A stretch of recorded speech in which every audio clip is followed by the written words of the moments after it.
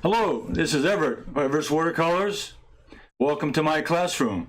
Today we're going to talk about trees. I was out plein airing last week and did a video on that one. But now I brought you back into the studio and we're going to show you how to paint trees with a little more detail. What I'm going to do is I'm going to start out with showing a sketch of a tree, and then I'm going to bring a picture up and we're going to make a composition out of that picture, and we're going to paint the trees there also. So I want to show you on the painting table. Now, to start out with a tree, you want to have a good shape. You want to have variable edges, and using a photograph, which I have over here, but I'm using the photograph that I'll be using in this painting. But you want to make sure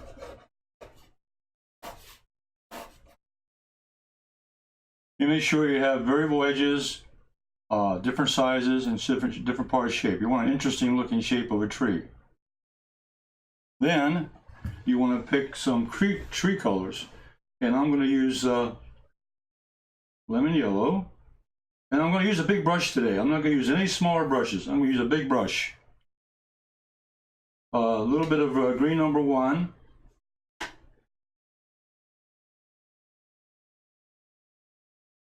And some cerulean blue.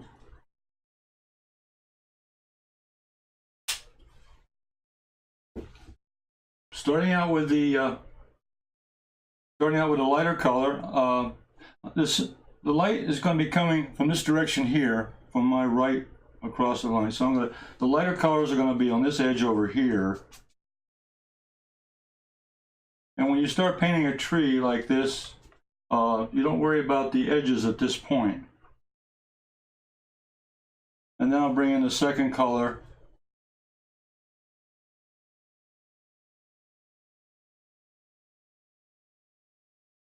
And then in the shadow side, a little bit of darker color, a little bit of blue down the shadows.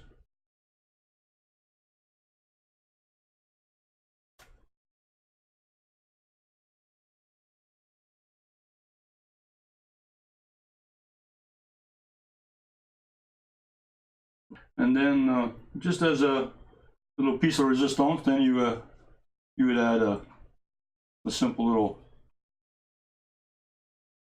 trunk to it and make it look like a tree. Okay. Also, know what? I use these colors here also in this painting I'm going to demonstrate on. But also what I did, I added a little bit of warm color in the sky, because when I took this photograph, the sun was just coming up, and the sky was a little bit warm, and that's good because most of the trees are green, which is a cool color. So having a warm color up in the sky, and also having it bouncing off the ground, because that's what the light does, and also off other parts of the landscape. So you're going to see those colors in my next part of my demonstration. So let me take you back to the picture I'm going to be painting from. Now today I'm using another art tool. This is a software program. This is Photoshop, but I use Photoshop as an art tool. I'll show you what I mean. This scene here has got a lot of trees in it. You can see there's foreground trees, there's background trees, a whole mixture there. You have to decide how you're going to structure your painting. So you have to break it down into what I call zones or elements of the landscape.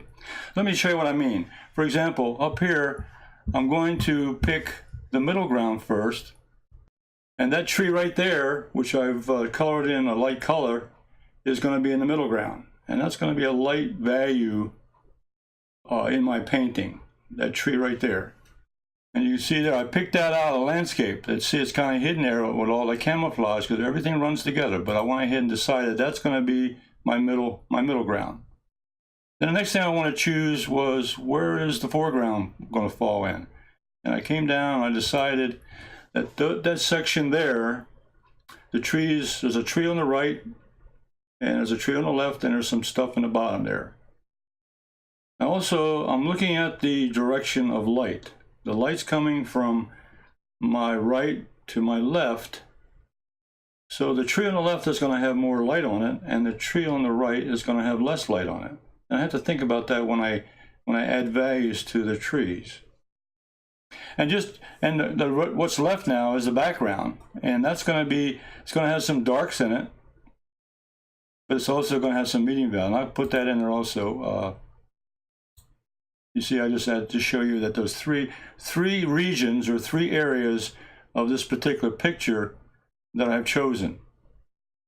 Now I've drawn those out, and I'm going to go ahead and paint those. But that's a scene that I'm using as my landscape, which I'm going to develop the painting. So let's go back to the painting board, and I'll get started on this one. So I've taken this tree here that I just painted, and I've gone ahead and put it onto another sheet of quarter sheet watercolor paper. I've gone ahead and I've painted in that middle ground tree with a lot of light colors. And I've put in some of that red, rosy color up here in the sky and over here, and also on the ground to show the light coming from this direction into the side. That's really the first stage right there, is to capture that middle ground area, which is that light looking tree, a light colored tree. Now the second phase is going to be to put in the middle value. We won't need the yellow anymore. We'll take this out. We won't need the red anymore. So I'll clean out my palette. The nice thing about having this porcelain palette, it's very easy to clean up. So I'm going to use a middle value green, which is green number 2. A little bit of cobalt blue.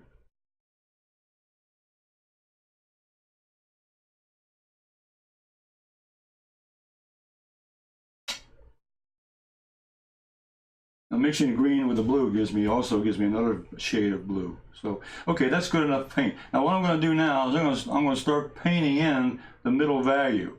And over here on the left, and using the big brush, using large brush strokes, I'm just going to capture the shape of this tree. I'm going to leave lots of white showing, because later on I can come in and fill that in with more color.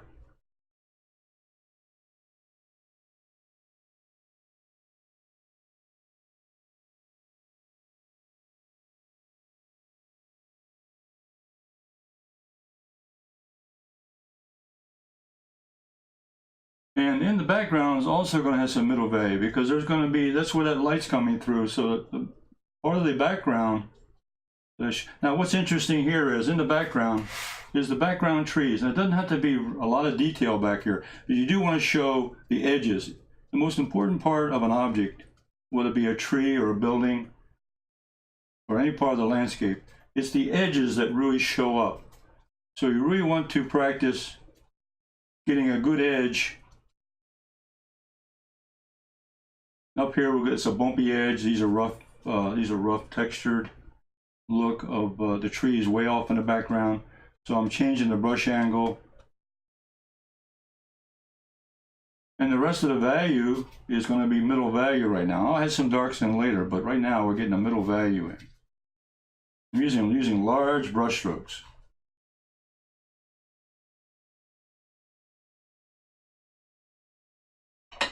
Okay, so I've gone ahead. Let me show you what that looks like. I finished up a phase here, showing what I did there, and also I put a little bit of color on the bottom, on the ground. So let me bring that in.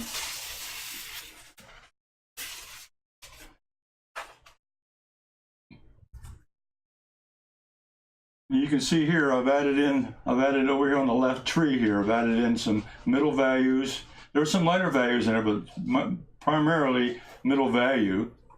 And in the background area is also a middle value. And this tree off to the right is going to be a dark value. And down here on the ground, I've left some reflected light from the sky, or the sun hitting the sun's going to come down hitting this tree, and it's also going to reflect off the ground. So the next thing I'm going to do is put in the darks, the darker values. So I'm going to clean up my palette. Now this time I'm going to mix up a little bit of dark green. This is Hooker's green, which is my darkest green. I'm going to put the royal blue, which is a real dark blue. And also I'm going to put a little bit of a Lutheran crimson, which is a dark red. Those colors there will guarantee that you will have a dark color. Now with a big brush and load it up with paint, we're going to go around this light colored tree. And this is where the edges become very important, because that edges will pop out of that lighter value tree.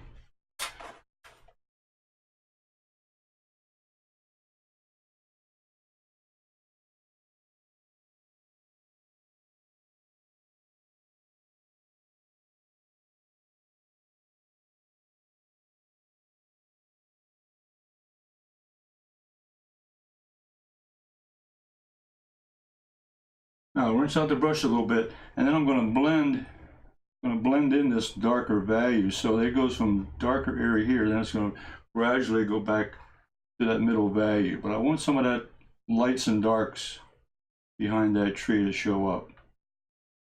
So I would paint all the way around this tree, and also I'm going to paint down here at the bottom and outline that section. And also, before I leave this, remember I mentioned this tree off here on the right. Now this tree on the right here is going to be a darker value, because I think this, I'm looking at this as being in shadow. And I'm using a different stroke here. These limbs were hanging down more. I'm going to leave lots of white paper. These limbs were hanging down, so the branches were long and the leaves were hanging down. Up here at the top now, here's where you can be, let some of the sky show through, and that's really nice. The little sky holes that you can paint up here to give it some more interest, a little more delicate touch up here. This is where the small branches, the small leaves at the end. And again, this is where the edges of an object, whether it be a tree or a building, is very important, because this defines the object. Now, you can always keep adding more pigment on here to make it, I want to make this darker, and I would keep adding more pigment on there, okay? But I've done another phase already to show this, to show you how I added the darks.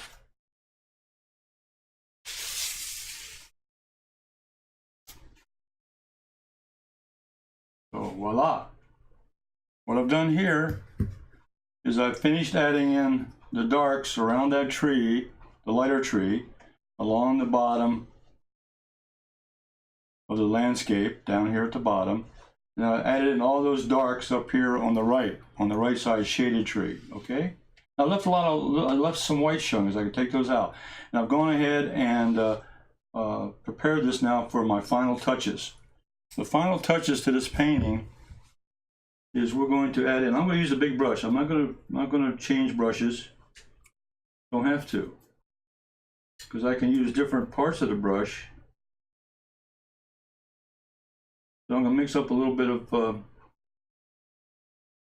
burnt sienna, and a little bit of cobalt blue, some kind of a trunk color. It'll be a dark brown, maybe a little bit of gray. But then I'll come in here and I'm going to put that trunk in right there. And there's a trunk on this tree over here also.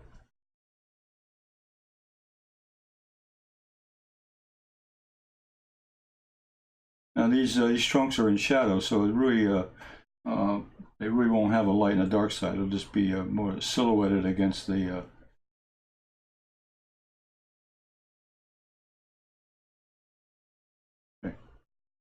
what I like to do also, what really defines a tree, I think what really, one of the things you can do that makes sense is on the interior portion of the tree, find a spot. Now I left some white area over here, so I can do that.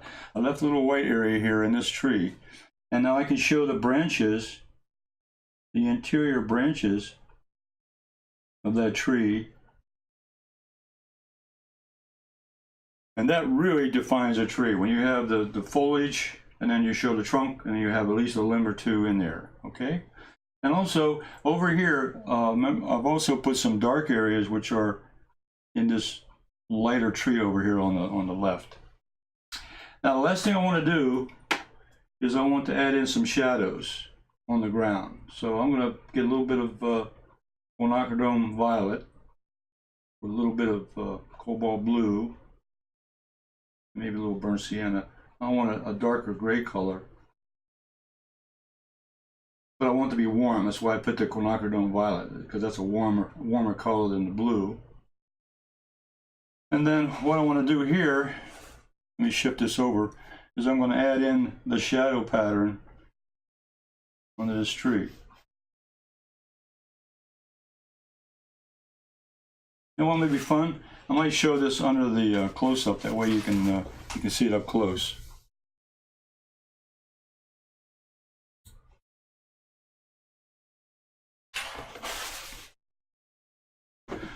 So that you load up the brush with the color,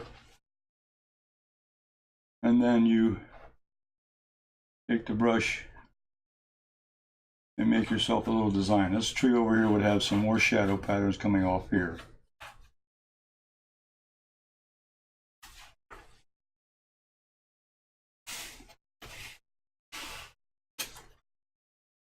Shadow patterns on the ground. And one other spot I want to put a shadow pattern on would be over here on the right, because this tree here on the right, which is in shadow, would have a larger shadow coming off the base of it.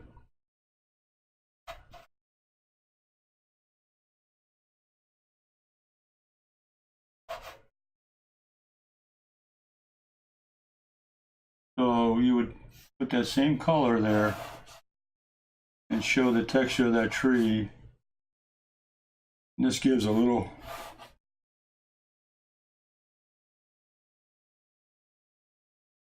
indication that that's the direction of sun.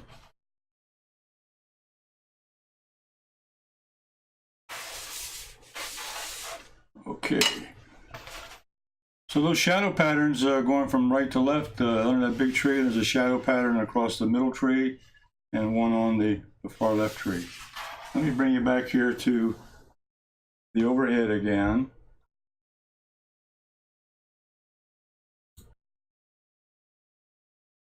The final look here. Bring this over.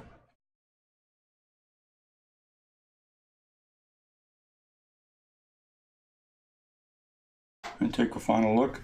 And you can see where that, I like that rose color in the sky because it really sets off the greens. You know, rose, a red, or in this case, a rose that had red in it, is the opposite of green. So it's a nice contrast there. And there's also a little bit of that rose color here on the ground, showing the sunlight hitting on the ground.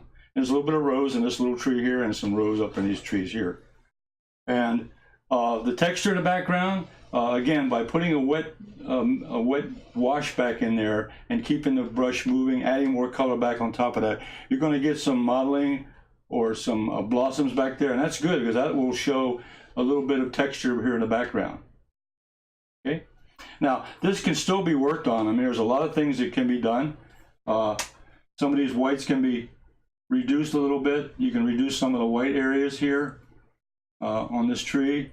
I can go back in and make a little more design back here of other trees in the background. In other words, I could do some fine tuning if I wanted to, but I like to let it sit now as I finish at this level, and then go back and look at it again maybe in the future and maybe make a few more changes. Well, that concludes my demonstration today of how to paint a tree. Actually, painted lots of trees. I start out by showing you how to paint one single tree to get the right shape and then put the colored values into it, the shadow pattern. And then I showed you how to do really basically a background forest with some larger trees and shadow patterns. The most important thing about painting trees is you need to get out and take pictures, and you need to go out and study trees up close and do some sketching and do some painting outdoors, which is what I showed a couple weeks ago on my outdoor painting class. Don't forget to subscribe to my channel so that you can be kept up to date on my next set of videos that are coming out. I enjoyed this presentation. I hope you have a nice day. See you for now.